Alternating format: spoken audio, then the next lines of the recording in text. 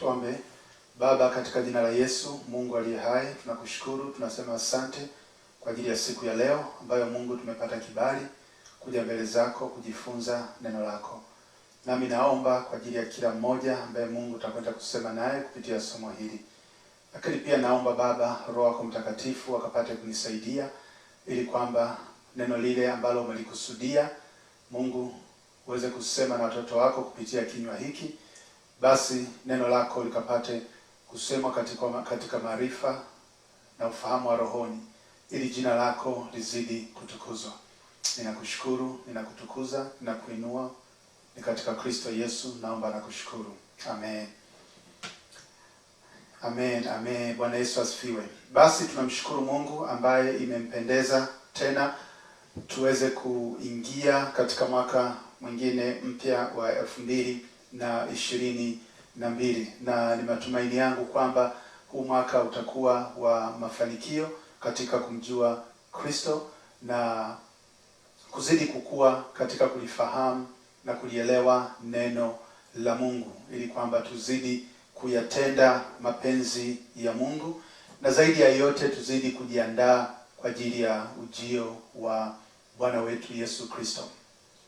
Bwana Yesu asifiwe. Basi tunamshukuru Mungu. Leo tunaingia sehemu ya 10 na ya mwisho katika somo ambalo tulilianza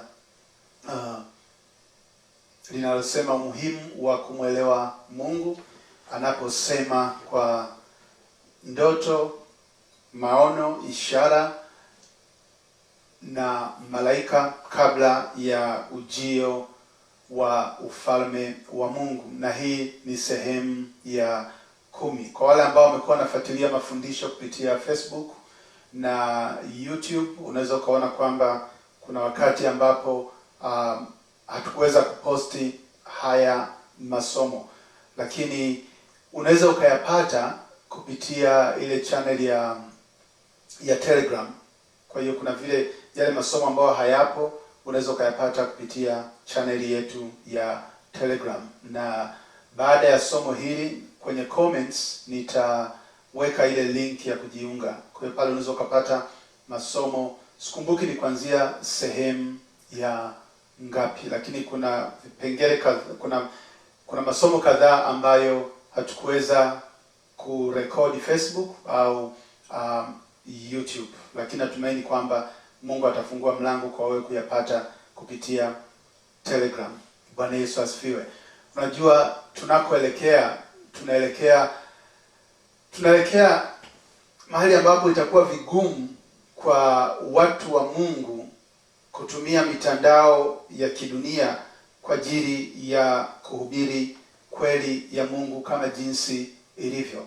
Kwa hiyo ni vitu ambavyo tuvitegemee vitakwenda kuinuka. Unaweza kuona tu mfano mdogo kupitia huu ugonjwa ambao unaendelea wa COVID-19, jinsi ambavyo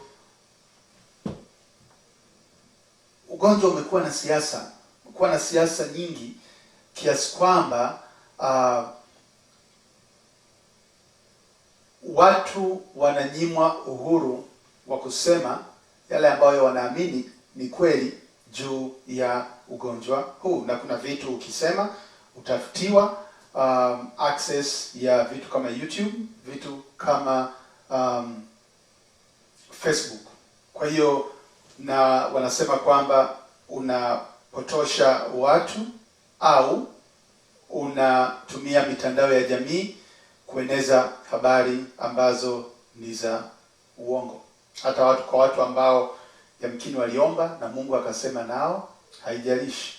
Kwa hiyo ukweli kwao wanautafsiri ni pale ambapo unakubaliana na yale wanayosema juu ya ugonjwa huu. Huo ndio kwao ndio ukweli. Kwa hiyo chochote kile ambacho ni kinyume na hiyo watakufungia usiwe na access. Kwa hiyo tunaelekea nyakati ambazo tunaamini kwamba Mungu atafungua njia zingine kwa ajili ya ufalme wa Mungu kuhubiriwa katika kweli yote, na watu kuambiwa ukweli juu ya matukio ambayo yanaendelea katika ulimwengu huu na uhusiano wake na unabii ambao umekuwa ukitabiriwa kwenye Biblia. Bwana Yesu asifiwe. Ila naweza nikakwambia kwa ujasiri kabisa, ukiangalia siasa ambayo imetokea au inaendelea kupitia huu ugonjwa, unaona kabisa kwamba tunaelekea kwenye kitabu cha Ufunuo sura ya 13. Kwa hiyo ni vitu ambavyo tunatakiwa tuzidi kumwomba Mungu, na naamini kwamba Mungu wetu ni Mungu ambaye hashindwi na jambo lolote. Bwana Yesu asifiwe. Kwa hiyo kwa wale wa Facebook, wa YouTube, na kushauri kwamba kama umekuwa unafuatilia sana haya masomo, ingia kwenye chaneli yetu ya Telegram. Naamini kule tunakuwa na uhuru zaidi na tutakuwa tunatoa mafundisho mengi zaidi. Katika masomo ambayo yamepita, tuliangalia hivi vipengele kwa kuangalia kile ambacho Biblia inasema. Unaweza kuona kwamba msisitizo wetu ni kuangalia juu ya yale mambo ambayo Biblia inasema kwamba yatakwenda kutokea kabla ya ujio wa Kristo, kabla ya ujio wa Kristo mara ya pili. Na kama umekuwa ni mfuatiliaji wa mafundisho ambayo tumekuwa tukifundisha, moja ya kitu ambacho utaona kwenye Biblia ni kwamba unabii wa nyakati za mwisho, au ukisoma maandiko yale ambayo yametabiriwa yatakwenda kutokea kabla ya ujio wa Bwana Yesu mara ya pili, utaona kwamba kwa sehemu kubwa yalikwisha kutokea.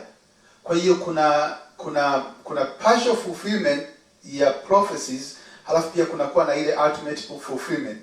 Kwa hiyo unabii unatabiriwa, halafu unakuwa unatimia kwa sehemu, kutuambia zaidi au kutufundisha kile kitu ambacho kitakwenda kutokea nyakati za mwisho. Na kwa sababu hiyo sasa, ili tuweze kuelewa kile ambacho neno la Mungu limesema kitakwenda kutokea katika nyakati za mwisho, inabidi tuweze kuelewa yale yaliyotokea kwanza. Bwana Yesu asifiwe. Kama tunahitaji kujua mambo yatakayokwenda kutokea kabla ya ujio wa Kristo mara ya pili, tunahitaji kujua kwamba je, katika ujio wa kwanza wa Kristo ni mambo gani ambayo yalitokea? Ni mambo gani ambayo yalitokea?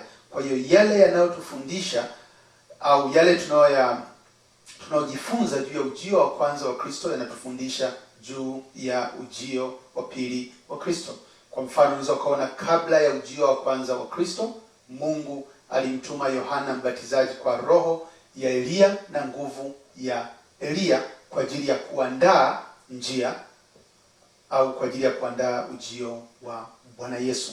Huo ni unabii ambao Mungu aliutoa katika kitabu cha Malakai, na tunaona ukitimia kwa sehemu katika ujio wa Yohana Mbatizaji. Na tunaona pia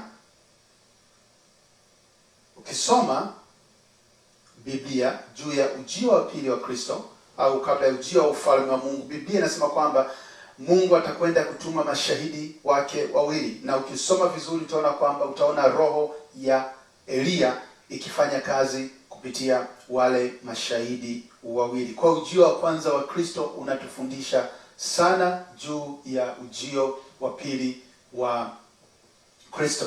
Na baadhi ya vitu ambavyo tuliangalia katika masomo yaliyotangulia ni namna ambavyo Mungu alikuwa akiwasiliana na watu kupitia ndoto, kupitia maono, kupitia ishara. Na somo lililopita tuliangalia Mungu alivyokuwa anatumia malaika hasa katika ujio wa kwanza wa Bwana Yesu. Tunaona sana huduma ya malaika zikitumika. Na leo tutaendelea na sehemu ya pili ya kipengele tulichoanza katika somo lililopita. Kitu ambacho nimekuwa nikionya watu kupitia somo hili, na leo pia ningependa nikukumbushe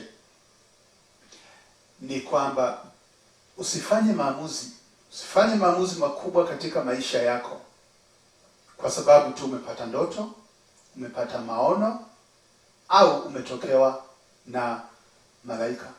Haijalishi hata kama umetokewa na malaika, usifanye maamuzi makubwa au maamuzi ya muhimu katika maisha yako ukiamini kabisa kwamba ni Mungu ambaye anakuongoza kwa sababu tu umeota ndoto au kwa sababu tu umepata maono au hata yamkini umetokewa na malaika. Bwana Yesu asifiwe. Hivi vitu vinahitaji kujaribiwa na kuthibitishwa kama kweli vimetoka kwa Mungu. Kwa nini? Kwa sababu shetani naye pia anavitumia sana hivi vitu kwa ajili ya kudanganya watu. Na inapofika kwenye Mungu kuzungumza na mtu binafsi, Mungu anazungumza na watu tofauti. Mungu anazungumza kwa njia tofauti. Mungu anavyosema na wewe kwa mfano ni tofauti na Mungu ambavyo anasema na mimi. Kwa hiyo ni muhimu mtu kuweka au kuweza kuelewa ile njia ambayo Mungu anaitumia kusema na wewe binafsi. Na kwa sababu Mungu anasema na wewe au amesema na wewe kupitia njia fulani, usiashumu kwamba safari nyingine pia Mungu atasema hivyo hivyo. Bwana Yesu asifiwe. Njia za Mungu si njia za mwanadamu. Mungu anaweza akatumia njia yoyote ile ambayo ameikusudia kwa ajili ya kukufikishia wewe ujumbe. Na Mungu sio lazima atumie ndoto au atumie maono au hata atumie malaika au hata atumie mtumishi. Mungu anaweza akatumia njia yoyote ile. Unaweza kukumbuka kusoma Biblia, unaona kwamba Mungu alitumia kinywa cha punda kwa ajili ya kusema na Balaam. Kwa kama Mungu alitumia punda kusema na Balaam, hiyo inaonyesha kabisa kwamba Mungu wetu ana njia nyingi za kuzungumza na watu. Sasa sikwambii kwamba uende kusubiri punda aje kukuambia, ila Mungu anaweza akatumia njia yoyote ile. Kwa mtu mwingine unaweza kuongea tu na mtu anakuwa anakushauri kitu fulani, lakini kumbe Mungu anamtumia huyo mtu kwa ajili ya kukufikishia wewe ujumbe. Kwa hiyo inapofika kwenye maamuzi ambayo ni makubwa katika maisha yako, maamuzi ambayo ni ya muhimu katika maisha yako, uvumilivu ni kitu cha msingi sana. Vumilia, omba, pata utulivu ili uweze kuthibitisha kabisa kwamba ile sauti unayoisikia ndani yako au ule ujumbe ambao unapewa ni kweli unatoka kwa Mungu. Bwana Yesu asifiwe. Ni bora zaidi usubiri ili kuthibitisha kwamba ni Mungu ambaye anasema, kuliko ukachukua hatua za haraka ukidhani kwamba ni Mungu ambaye anaongea, halafu baadaye unakuja kugundua kwamba si Mungu ambaye alikuwa anaongea. Wakati mwingine kuna vitu ambavyo vikishatokea mtu lazima utapata madhara fulani. Bwana Yesu asifiwe. Kwa hiyo omba, endelea kumuuliza Mungu. Wakati mwingine mwambie Mungu akupe uthibitisho kwamba ni yeye anasema. Kama ni Mungu amekusudia kabisa kukufikishia ujumbe wa aina fulani, na Mungu anataka kabisa kwamba kwa majira fulani ufanye kitu fulani, angalia, kimuuliza Mungu, ukaomba uthibitisho kabisa kwa Mungu, na hata ukaomba ishara kuthibitisha kwamba ni Mungu ambaye anasema na wewe. Kama ni Mungu kweli aliyesema na wewe, lazima atakujibu. Lazima atakujibu na atakwambia kuna namna ambayo atasema na wewe kuonyesha kwamba ni yeye ambaye alikupa ujumbe. Bwana Yesu asifiwe. Kwa hiyo wakati mwingine ni muhimu sana unapokuwa unataka kufanya maamuzi katika maisha yako, kuwa na utulivu kwa ajili ya kusikia sauti ya Mungu. Bwana Yesu asifiwe. Wale ambao wako kwenye huduma wanaelewa zaidi, kwa sababu unaweza ukafanya maamuzi halafu ukasema Mungu amesema hiki, halafu baadaye ikaonekana kwamba siye Mungu ambaye amesema. Bwana Yesu asifiwe.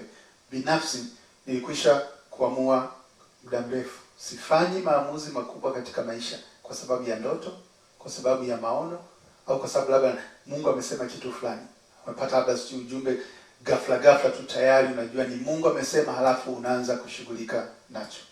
Binafsi huwa lazima niombe, nithibitishe kwamba ni Mungu anasema, na kama ni kitu ambacho kinanitaka mimi kuambia watu wengine mwili wa Kristo, hicho kinakuwa ni cha muhimu zaidi kuliko hata vitu vyangu binafsi, kwa sababu lazima niwe na uhakika kabisa kwamba ule ujumbe ambao ninawapelekea watu kweli umetoka kwa Mungu, kwa sababu kuna madhara sana ya kufundisha au kuambia watu kwamba Mungu amesema hiki, kumbe Mungu hakusema. Biblia imeweka wazi kabisa kwamba watumishi watahukumiwa, watapata hukumu kubwa zaidi. Lakini pia Biblia inatuambia juu ya wale ambao hawataingia katika ufalme wa Mungu kwa sababu walikuwa wanatumika kinyume na mapenzi ya Mungu. Bwana Yesu asifiwe. Kwa hiyo nitaka tuweke huu mkazo kwamba Mungu anaposema na wewe, au unapoamini, unapodhani kwamba Mungu amesema na wewe, anakuongoza kufanya kitu fulani, pata utulivu, omba, muulize Mungu kwamba ni Mungu kweli anasema na wewe au hasemi na wewe. Bwana Yesu asifiwe. Binafsi Mungu anavyosema ni tofauti. Kama kuna vitu vingine wakati mwingine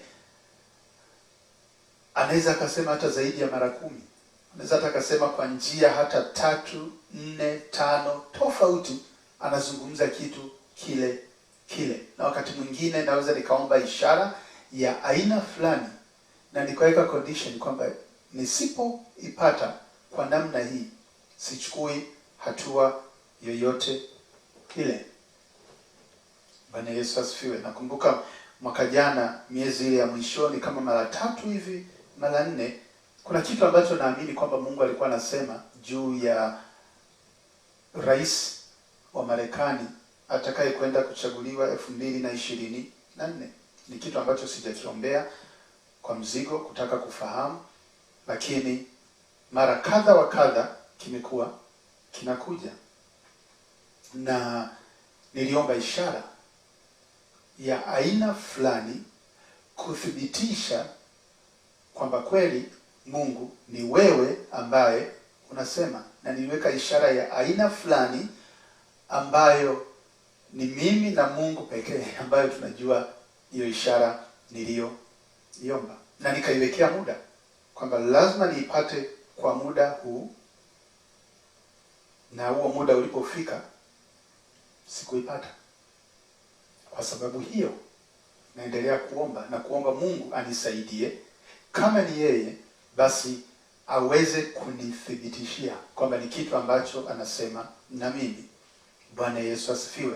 Sasa tunaweza tukaanza kuingia kwa masuala ya imani kwamba yamkini kama unakuwa labda huna imani. Sio kwamba huna imani, kuna vitu vingine ambavyo shetani naye pia anaweza akakuletea ukadhani ni Mungu anasema na wewe, au wakati mwingine ukawa unapata vitu vinatoka ndani ya moyo wako kadhani kwamba ni Mungu anasema na wewe. Sasa ili tuweze kuwa na usikivu, tuweze kumsikia Mungu vizuri, inabidi sauti zingine zote zinyamaze, ikiwa ni pamoja na sauti yetu sisi wenyewe.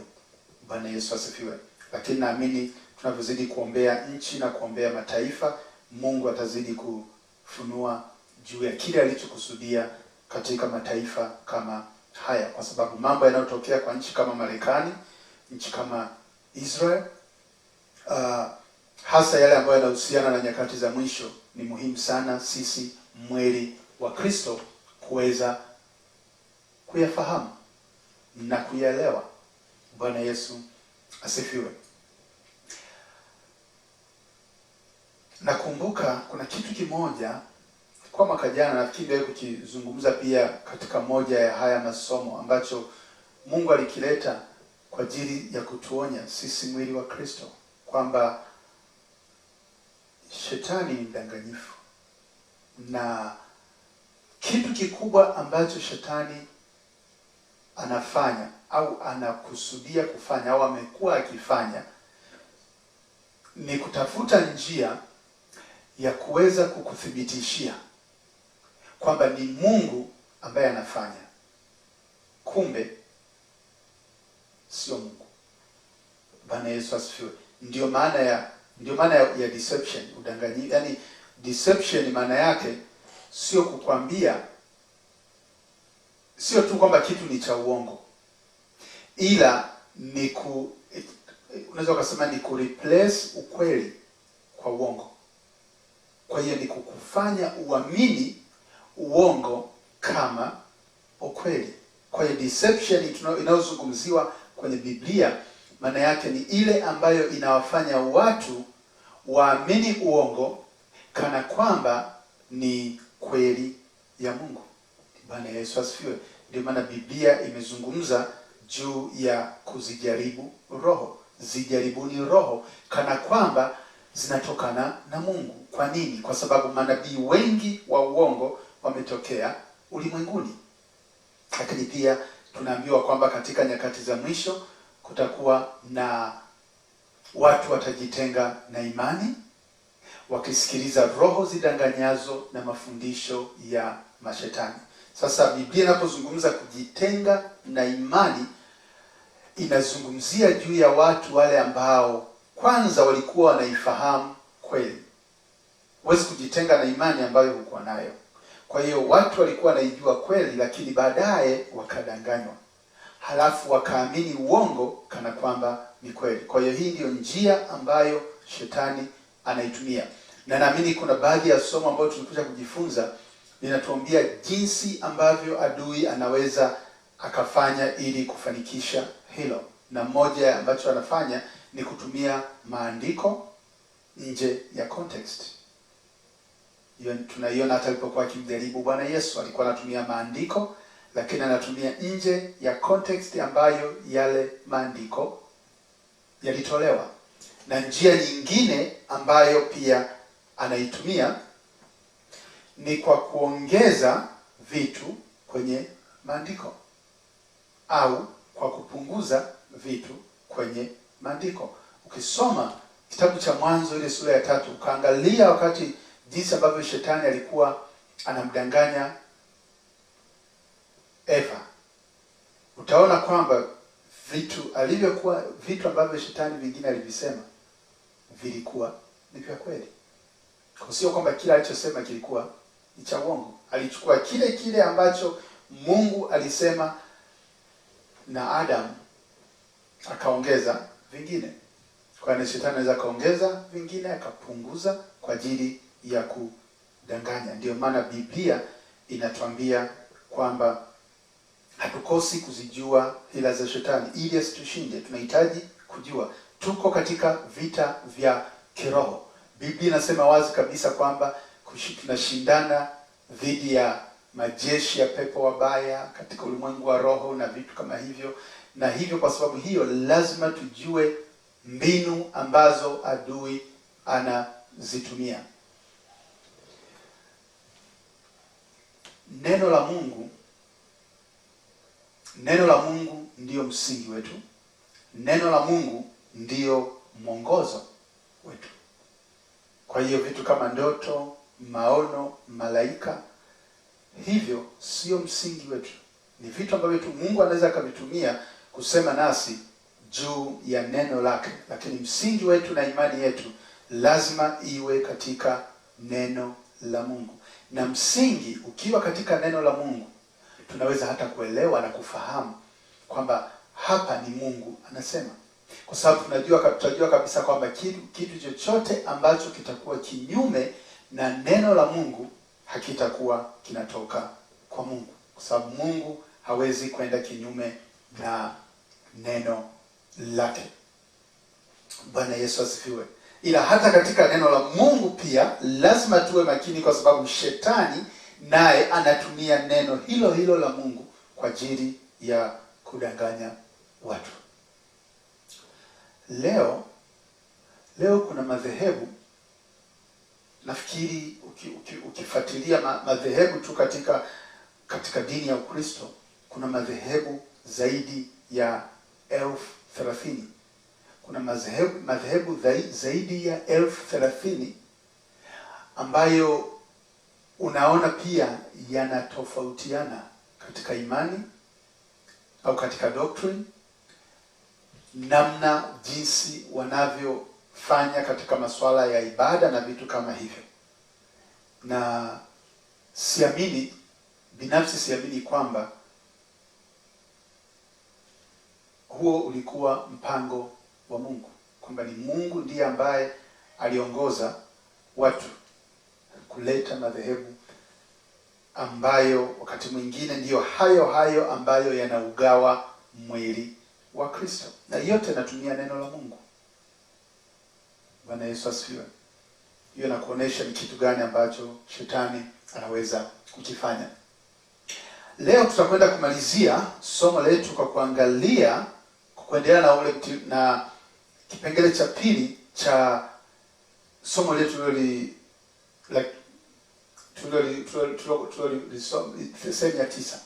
sehemu ya 9 nilizungumza juu ya malaika, na leo tutakwenda kuangalia malaika wa upande mwingine kwa ufupi. Biblia haijazungumza sana juu ya fallen angels, juu ya malaika walioasi, haijazungumza sana, na kwa sababu hiyo mimi nami siwezi kuzungumza sana.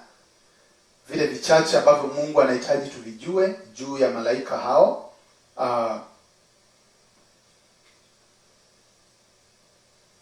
vinatosha, na kuna sababu kwa nini Mungu hakuweka vitu vingine kwenye Biblia. Bwana Yesu asifiwe.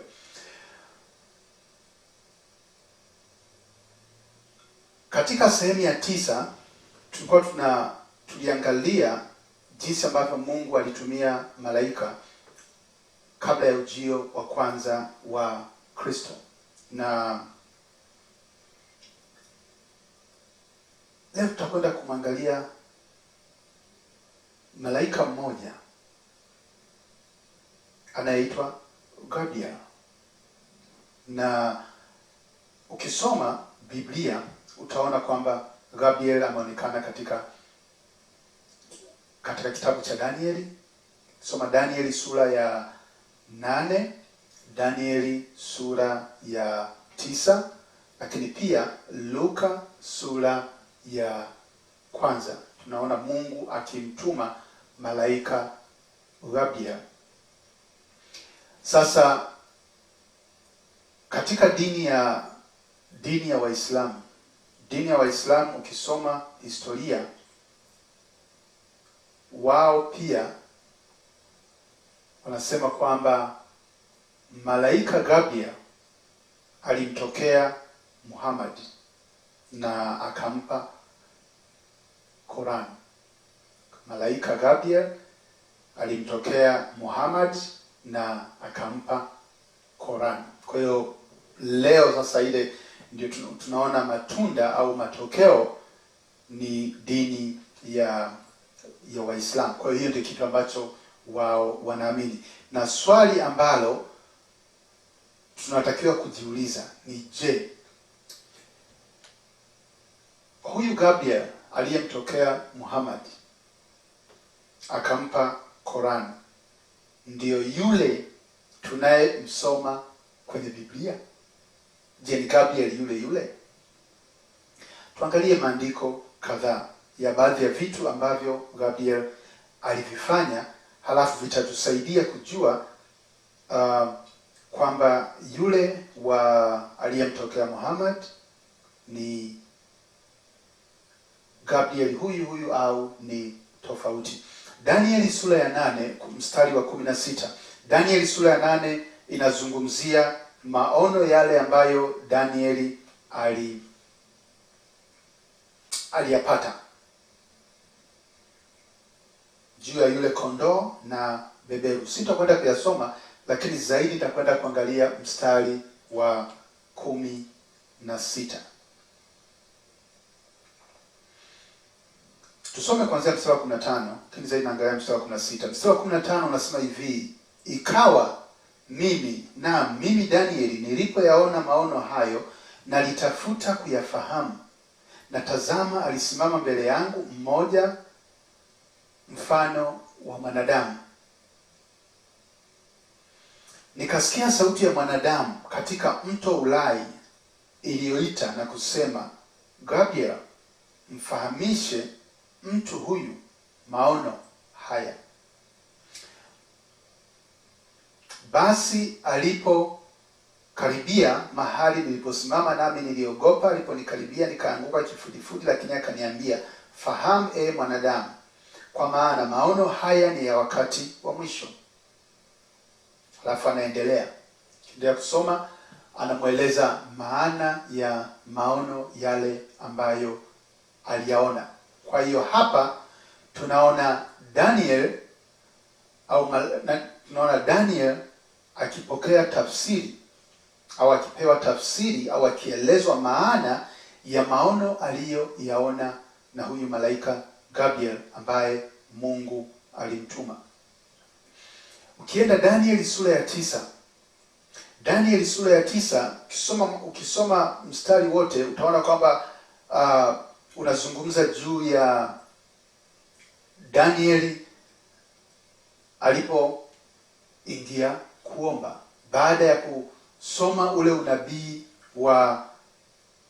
uliotolewa na nabii Yeremia juu ya miaka 70, kwamba wana wa Israeli watakwenda uhamishoni miaka 70, na baada ya hapo Mungu atawarudisha katika nchi yao. Kwa hiyo Danieli aliposoma na kufahamu hesabu na kuona kwamba ule muda umekaribia, Biblia inasema aliingia kuomba, akaingia kuomba, kufunga na kuomba kwa ajili ya watu wake, watu wa Mungu Israeli.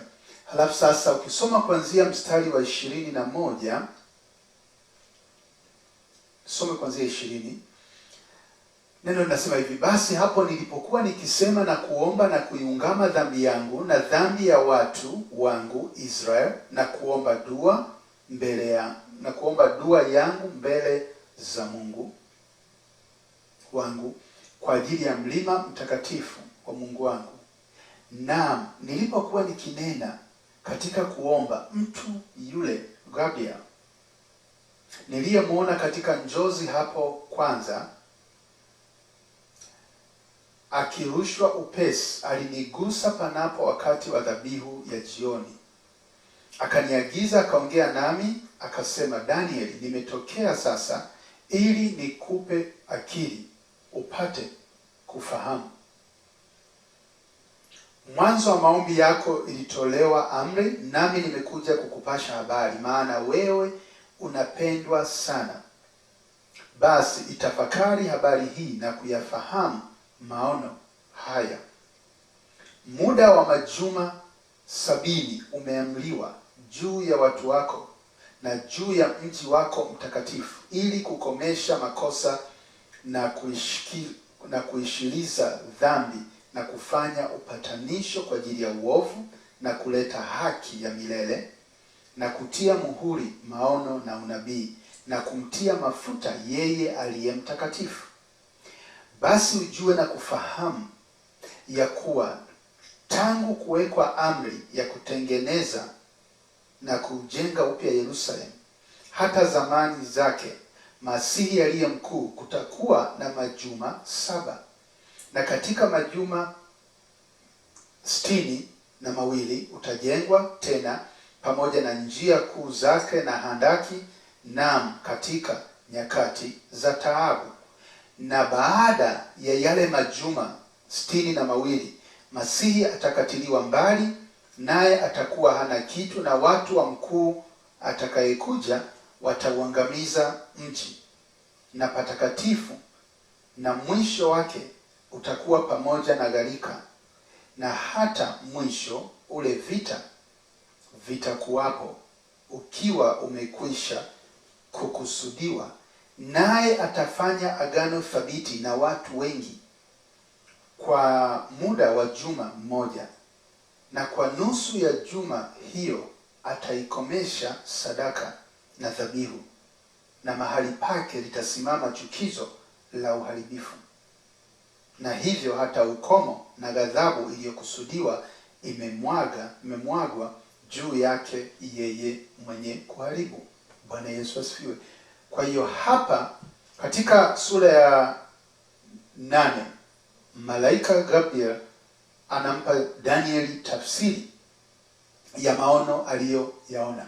Katika sura ya 9 Mungu anamtuma malaika Gabriel ili aweze kumpa Danieli akili apate kufahamu na kuelewa nini maana ya ule unabii ambao umeandikwa katika kitabu cha Yeremia. Kwa hiyo hapa malaika hamletei kitu kipya, ila anamuelezea kile ambacho tayari kimeandikwa kwenye neno la Mungu. Na hapa ni muhimu sana, anamuelezea kile ambacho tayari kipo kwenye neno la Mungu. Tuangalie Luka ile sura ya kwanza. Luka sura ya kwanza tunamwona pia Gabriel. Kisoma kuanzia mstari wa 11. Mstari wa 11 nazungumzia Zekaria. Zekaria inasema hivi: akatokewa na malaika wa Bwana amesimama upande wa kuume wa madhabahu ya kufukizia. Zakaria alipomwona alifadhaika, hofu ikamwingia. Lakini yule malaika akamwambia, usiogope Zakaria, maana dua yako imesikiwa, na mkeo Elizabeth atakuzalia mtoto mwanamume, na jina lake utamuita Yohana. Nawe utakuwa na furaha na shangwe, na watu wengi watafurahia kuzaliwa kwake, kwa sababu atakuwa mkuu mbele za Bwana. Hata kunywa divai wala kileo, naye atajazwa Roho Mtakatifu tangu tumboni mwa mamaye. 16. Na wengi katika Waisraeli atawarejesha kwa Bwana Mungu wao. Mstari wa 17. Naye atatangulia mbele zake katika roho ya Eliya na nguvu zake, ili kuigeuza mioyo ya baba iwaelekee watoto, na kuwatilia waasi akili za wenye haki, na kumwekea Bwana tayari watu waliotengenezwa. Bwana Yesu asifiwe.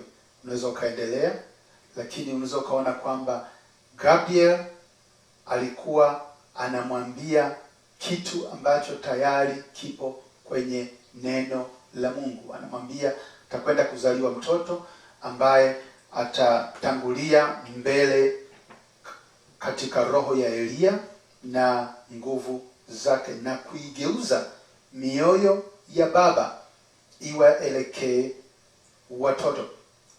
Ngoja tuangalie kidogo Malakai sura ya 4 mstari wa 5 na 6.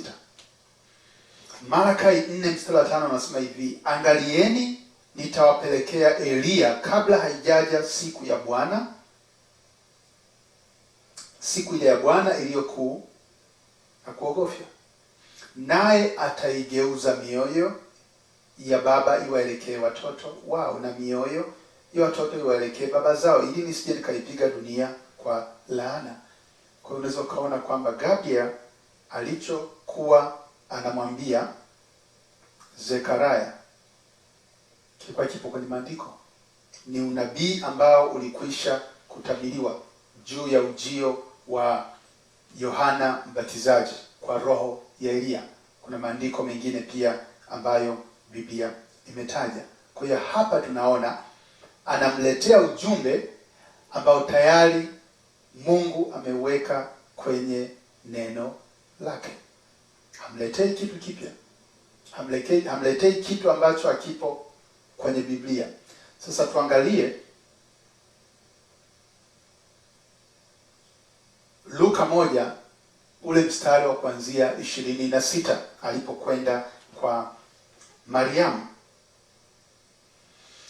Biblia inasema hivi: mwezi wa 6 malaika Gabriel alitumwa na Mungu kwenda mpaka mji wa Galilaya jina lake Nazareth, kwa mwanamwali bikira aliyekuwa ameposwa na mtu jina lake Yusufu, wa mbari ya Daudi, na jina lake bikira huyo ni Mariamu. Akaingia nyumbani kwake, akasema, salamu, uliyepewa neema, Bwana yu pamoja nawe. Naye akafadhaika sana kwa ajili ya maneno yake, akawaza moyoni, salamu hii ni ya namna gani? Malaika akamwambia, usiogope Mariamu, kwa maana umepata neema kwa Mungu. Tazama, utachukua mimba na kuzaa mtoto mwanamume, na jina lake utamwita Yesu. Huyo atakuwa mkuu, ataitwa mwana wa aliye juu, na Bwana Mungu atampa kiti cha enzi cha Daudi baba yake. Atamiliki nyumba ya Yakobo hata milele, na ufalme wake utakuwa hauna mwisho. Bwana Yesu asifiwe. Hapa malaika Gabriel anamwambia Mariamu juu ya Yesu, lakini anayomwambia yapo kwenye Biblia. Ana quote yaliyoandikwa kwenye kitabu cha Isaya juu ya Bwana Yesu. Hakumletea kitu kipya. Hakumletea kitu kipya. Malaika ni messengers. Ni messengers ambao Mungu anaweza akawatumia kuleta ujumbe.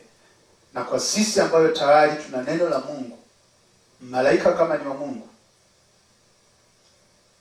anaweza akakuelezea kilichoko kwenye neno la Mungu. Anaweza akakutafsiria maono kama tunavyoona kwa Daniel, lakini hawezi kukuletea doctrine mpya. Malaika ambaye analeta doctrine mpya sio malaika wa Mungu katika Kristo Yesu. Bwana Yesu asifiwe. Na Gabriel tunayemsoma kwenye Biblia, ambaye alimtokea Zekaria, aliyemtokea Daniel, aliyemtokea Mariamu, ni tofauti na yule aliyemtokea Muhammad na kumpatia Korani. Sio Gabriel yule tunayemsoma kwenye Biblia. Naye pia jina lake linaweza kuwa Gabriel, hapo hatujui, lakini ni malaika wawili tofauti kabisa. Bwana Yesu asifiwe. Wagalatia 1 inatuambia kitu, inasema hivi. Wagalatia 1 ule mstari wa 8 na mstari wa 9 inakwambia kwamba hata kama ni malaika amekutokea akakuletea injili nyingine, hata kama ni malaika, amelaniwa. Bwana Yesu asifiwe. Na ukisoma historia ya baadhi ya dini au madhehebu unaweza kayaita, utakuja kuona kwamba ukienda kwenye msingi wa wale founders, unaweza kukuta msingi uko katika maono, uko katika malaika, visitations za malaika. Waislamu walipokea Quran kutoka kwa malaika. Wale wa Mormon, mwanzilishi wao Joseph Smith alikuwa akitokewa na malaika anayeitwa Moroni. Kwa hiyo ndio baadaye matokeo yake ikatokea dini ya wa Mormon, na baadaye pia akaanzisha ile dini ya Latter-day Saints. Lakini ukisoma historia utakuja kuona malaika. kusoma pia historia ya Ellen G. White ambaye ni mwanzilishi wa Wasabato, pia na yeye pia alikuwa ni kwenye maono na malaika. Bwana Yesu asifiwe. Na kuna zingine pia ambazo tunaona chimbuka au ukifuatilia msingi wa wale waanzilishi kabisa, unaweza kukuta msingi uko kwenye maono, msingi uko kwa malaika. Ni kumbe msingi ni neno la Mungu. Yesu Kristo pekee ndiye njia na kweli na uzima.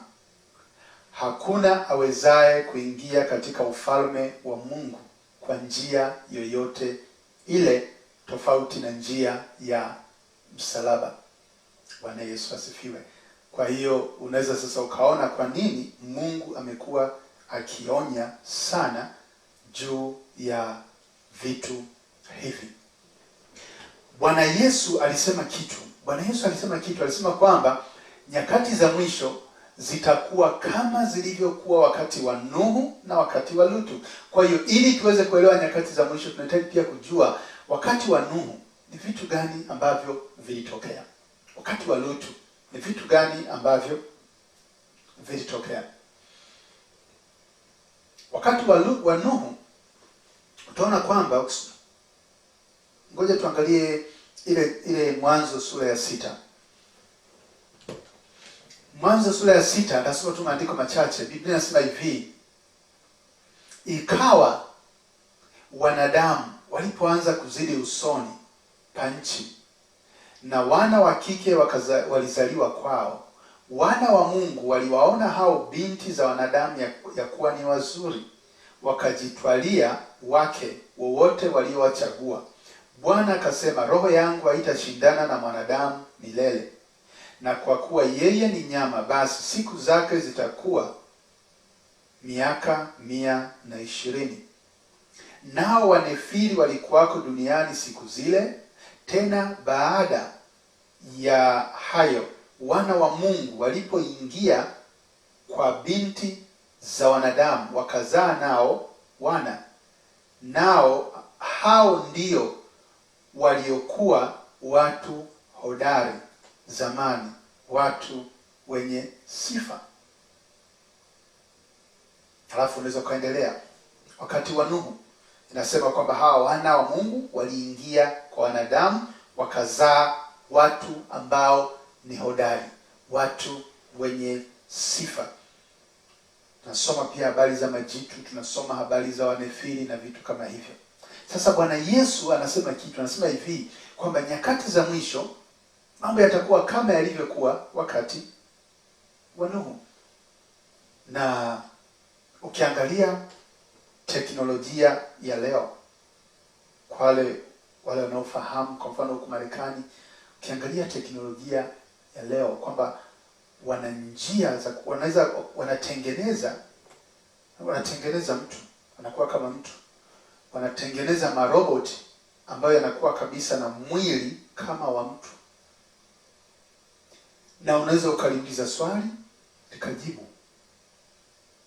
Na kuna watu ambao wanaishi na maroboti yanafanya kazi kama kawaida ambazo mwanadamu anafanya, ila moja ya sifa ambazo wanazo ni kwamba akili walio nayo inaonekana sio ya kawaida. Katika mambo ya ulimwenguni wana sifa sana. Na teknolojia ya sasa pia tunaona kwamba watu wanapandwa. Kuna njia zinatumika ambapo wanapanda watu. Kwa hiyo na watu wanapandwa, wanazaliwa na pasipo mwanaume kukutana na mwanamke kama jinsi ambavyo Mungu alikusudia kwenye Biblia. Na watu wanazaliwa na wanakuwa wanaishi kabisa, tunakuwa nao mtaani. Sasa swali ambalo labda ujiulize na mimi nijiulize, roho za hawa watu zinatoka wapi? Roho za hawa watu zinatoka wapi? Bwana Yesu asifiwe. Ukisoma habari za mpinga Kristo, Ukisoma habari za mpinga Kristo, Biblia inatuambia kwamba shetani atamwingia. Kuna watu wawili ambao kwenye Biblia tunaambiwa kwamba shetani aliwaingia. Yuda Iskarioti aliyemsaliti Bwana Yesu, shetani alimuingia. Kwa hiyo mwili ulikuwa ni wa Yuda, lakini ndani ya Yuda kulikuwa na shetani. Shetani alimuingia Yuda. Lakini pia hata mpinga Kristo, yeye naye pia shetani atamuingia kama jinsi alivyofanya kwa Yuda. Hatujui utakuwa wakati gani. Kuna ambao wanaamini kwamba yamkini ikawa wakati baada ya pale ambapo yule mnyama akapata jeraha la mauti. Nasema alipata jeraha la mauti, baadaye akainuka.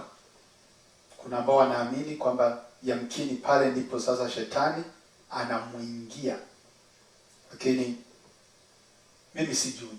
Ila nachojua ni kwamba mpinga Kristo shetani atamuingia.